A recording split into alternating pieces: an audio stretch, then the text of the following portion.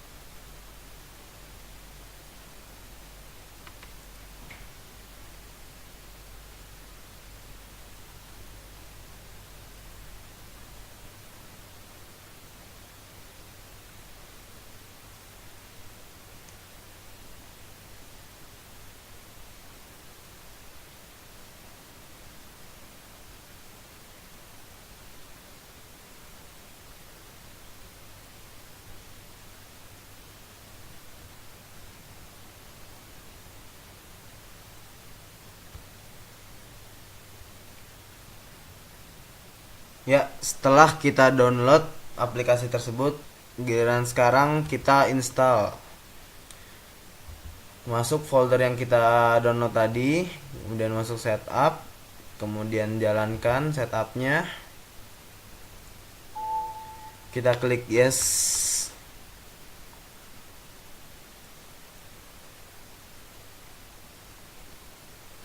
Tunggu sebentar.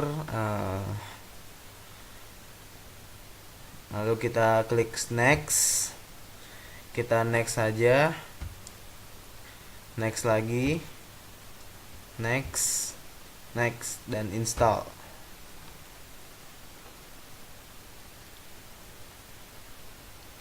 Ya, kita berhasil menginstal ISPT PPH pasal 22.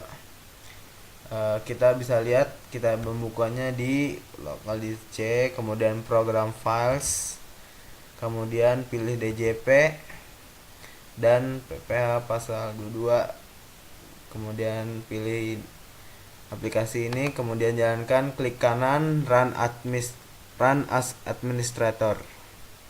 Kita klik, kita yes. Ya, kita masuk ke aplikasi ISPT PPH pasal 22. Ya, sebelumnya saya juga sudah menyiapkan soal untuk kita masukkan ke dalam ISPT PPH pasal 22. Soalnya itu adalah DJBC. Itu nama perusahaannya. Nama masing-masing menangani kegiatan impor dari berbagai perusahaan di Jakarta.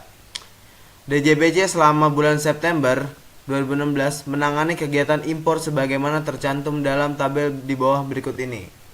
Oke, yang pertama ada PTA, CVB, Koperasi C, PTD, Nyonya E, dan terakhir Ibu F. Kemudian ada pula nama-nama barangnya, ada laptop, kedelai, printer, tepung terigu, lampu kristal, dan terakhir buku pelajaran umum. Dan ada pula nilai-nilai impornya dan NPWP-nya juga tertera di sini. Kemudian kita ikuti instruksinya, yaitu inputlah PPH pasal 22 yang dikenakan atas masing-masing transaksi tersebut ke dalam ISPT. Oke, pertama-tama kita akan membuat database DJBT-nya itu sendiri.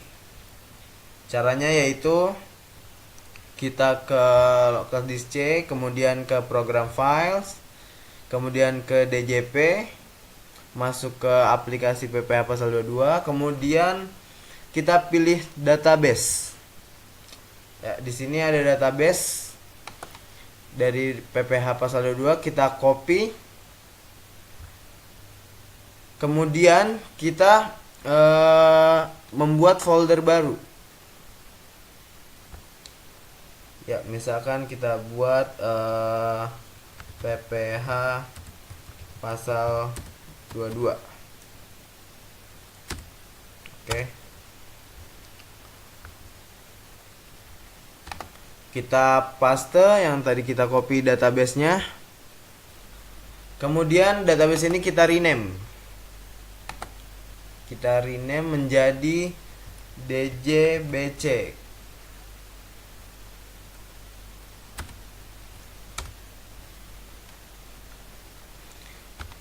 Seperti kita lihat DJBC nama perusahaannya, setelah itu kita menamakan database-nya yaitu DJBC juga.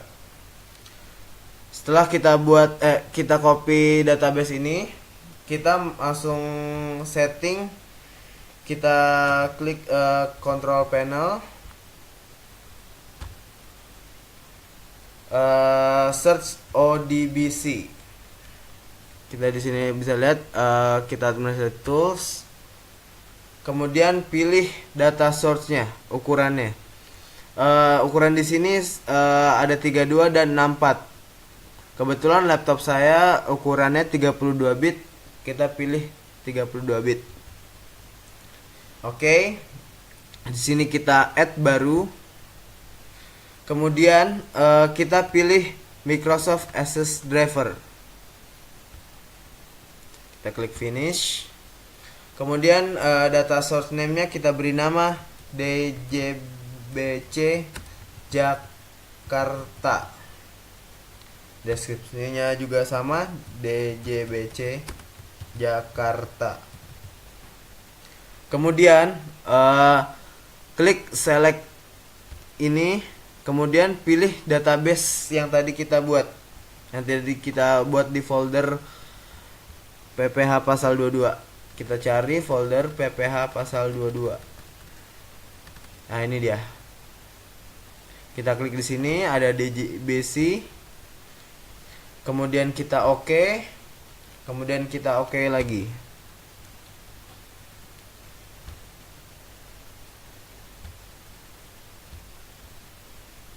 Setelah itu kita masuk ke dalam aplikasi PPH pasal 22. Kita klik sini DJP.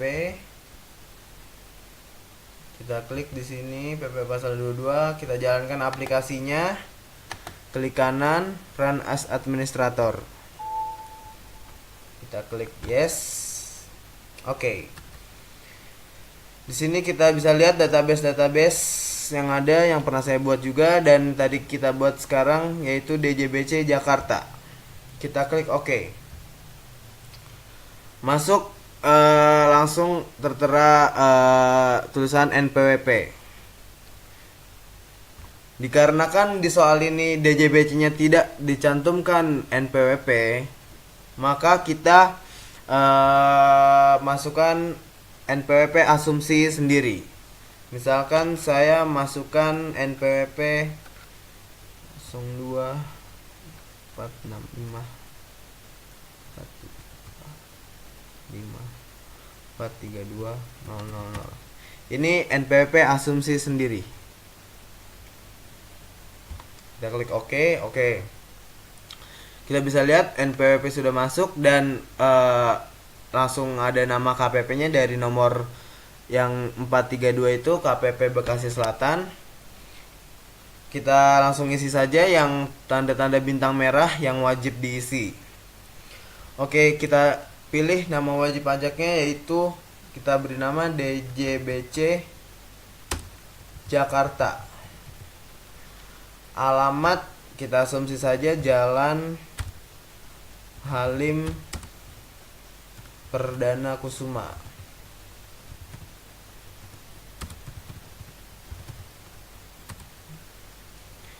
Kemudian kota Jakarta.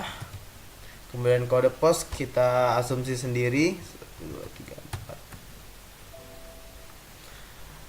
234. Nah, di sini juga ada penandatangan SPT. Berhubung juga di soal ini tidak ada penanda tangannya, tidak ada nama penanda tangan, kita masukkan asumsi sendiri. NPWP tersebut saya masukkan, yaitu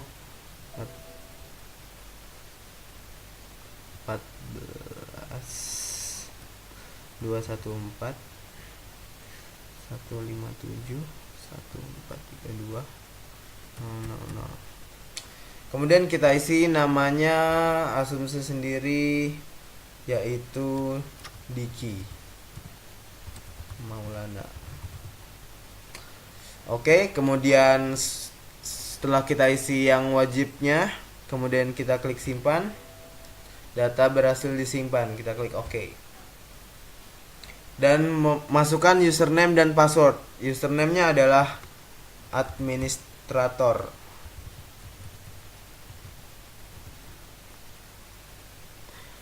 Kemudian passwordnya adalah 123. Kita klik OK. Ya, kita sudah masuk. Kemudian selanjutnya kita pilih klik program. Kita buat SPT baru karena kita transaksinya baru. Kita pilih masa pajaknya, yaitu di soal itu masa ininya bulan September. Masa pajaknya kita pilih bulan September tahun 2016. Oke, kita klik buat. Ya, kita berhasil membuat. Nah, kita bisa lihat di sini, kita lihat SPT PPH, kita klik. Di sini ada bukti pungut PPH atas impor oleh Direktorat Jenderal Bea dan Cukai. Kemudian ada bukti pungut PPH pasal 22, ada macam-macam. Yang pertama untuk industri eksportir tertentu. Kemudian industri atau importir BBM gas dan pelumas, kemudian atas pembelian barang oleh badan tertentu yang ditunjuk. Oke, kali ini kita masukkan transaksi yang ada di soal tersebut. Bisa lihat yang pertama itu PTA, nama barangnya laptop dengan nilai impor 150 juta. Kemudian kita masukkan eh, transaksi tersebut ke bukti pungut PPh atas impor oleh Direktorat Jenderal Bea dan Cukai. Karena di sini soalnya tertera oleh DJBC, yaitu Direktorat Jenderal Bea dan Cukai. Oke, kita klik di sini. Kita masukkan NPWP-nya. Kita kopas saja dari soal PPPTA.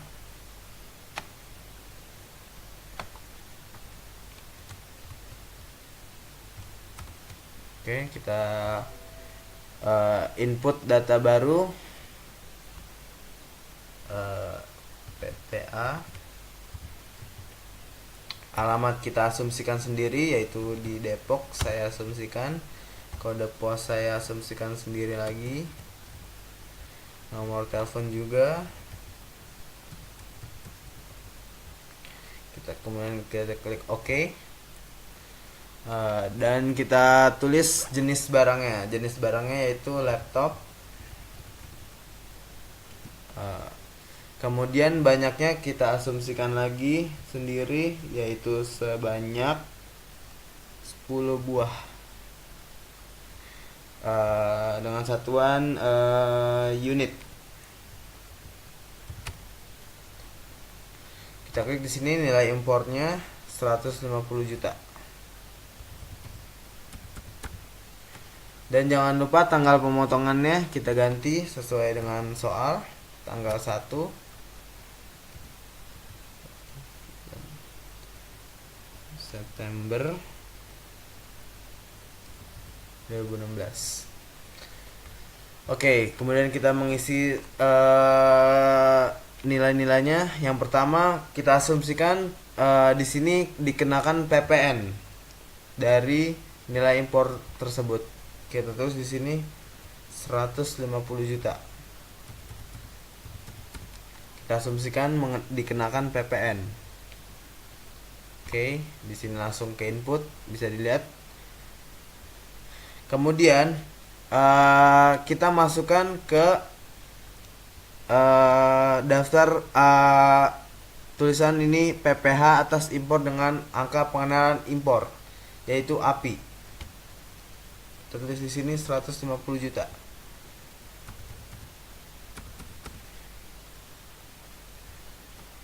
Ya, bisa dilihat hasilnya segini, 3.750. Kemudian setelah itu kita simpan. Kita klik yes.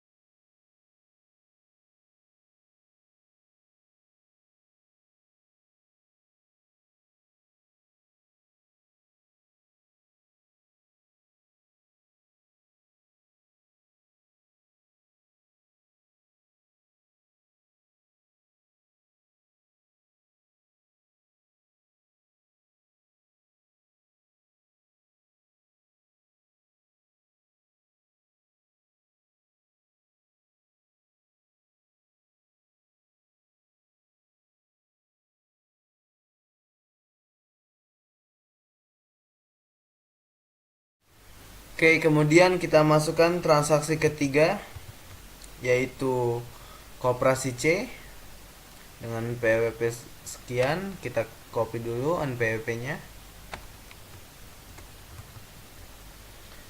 kita paste. Oke, kita input data baru, koperasi C beralamat di Jakarta, kode pos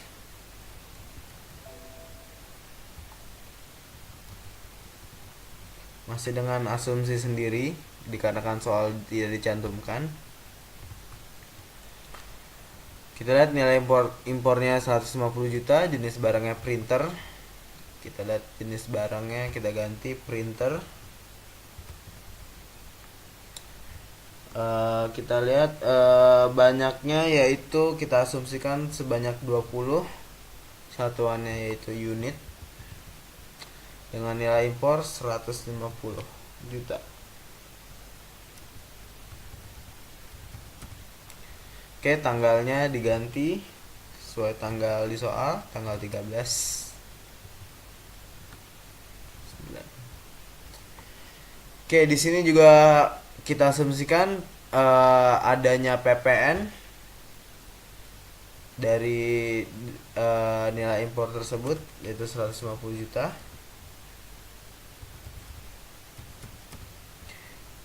Kemudian printer juga masuk ke dalam golongan API. Kita masukkan ke dalam kolom API.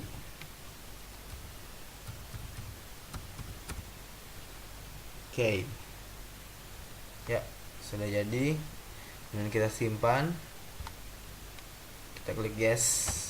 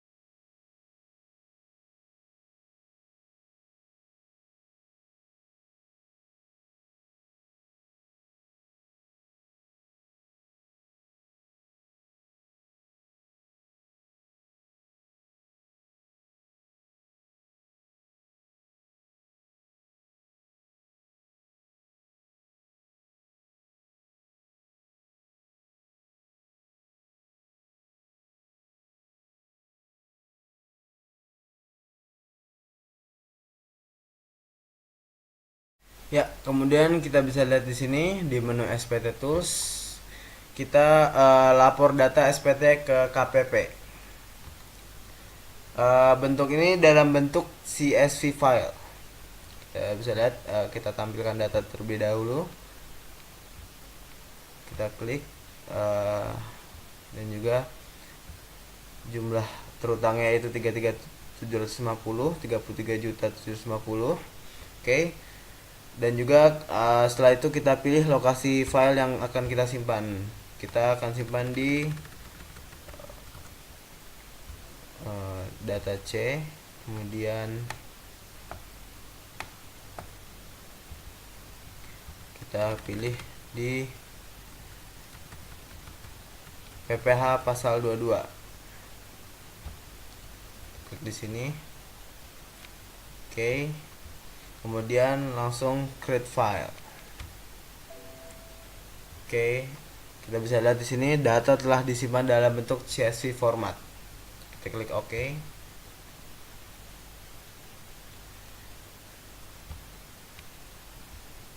Dan kita bisa lihat di sini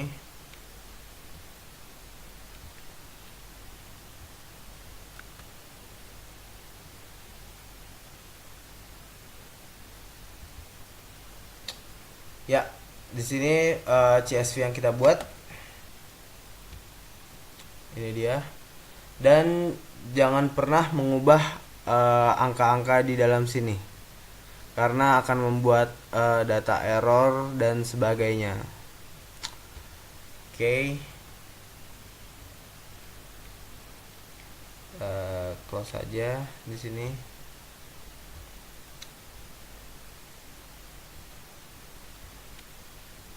Oke, sekian tutorial dari saya. Mohon maaf bila ada kesalahan. Ya, sekian, terima kasih.